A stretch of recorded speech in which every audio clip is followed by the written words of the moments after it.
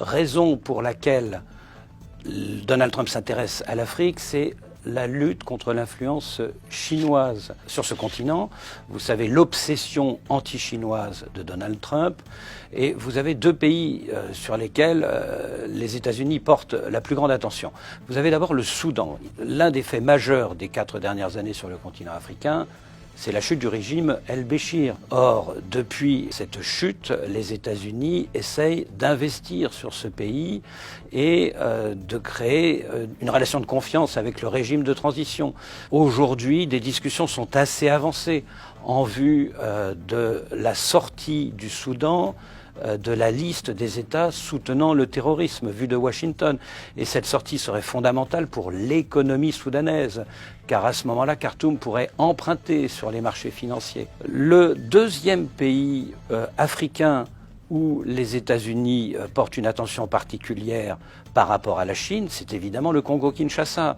Là aussi, il y a eu un changement de régime pendant les 4 années de Trump au pouvoir. C'est en janvier 2019 l'arrivée de Félix Tshisekedi. Cette arrivée a été accueillie avec beaucoup plus de sympathie par Washington que par Paris ou par Bruxelles. Quand Félix Tshisekedi a écarté de l'état-major congolais le général Numbi, qui était sous sanction américaine suite à de graves accusations d'exaction et d'atteinte aux droits de l'homme. Tout le monde se souvient évidemment de l'affaire Floribert Chebeya.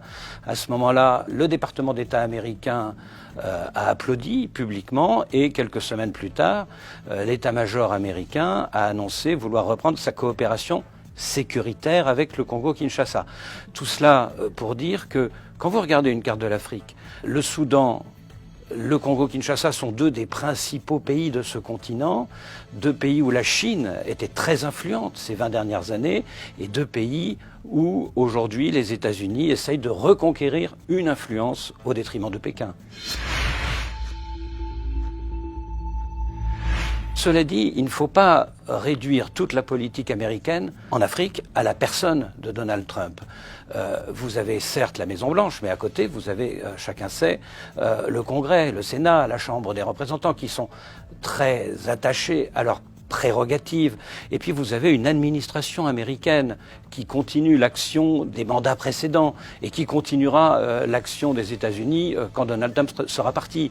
Un exemple, le Cameroun, la Grande-Bretagne, mais aussi les États-Unis sont très attentifs au sort des anglophones du nord-ouest et du sud-ouest du Cameroun. Et il y a un an, en novembre 2019, les États-Unis ont suspendu le Cameroun du bénéfice de l'AGOA. L'AGOA, vous savez, c'est ce bénéfice commercial et tarifaire accordé à certains pays africains qui veulent exporter sur le marché américain.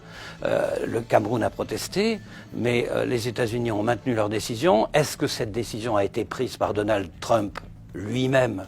On peut en douter. C'est sans doute la preuve que les présidents passent, les administrations restent, l'État profond reste.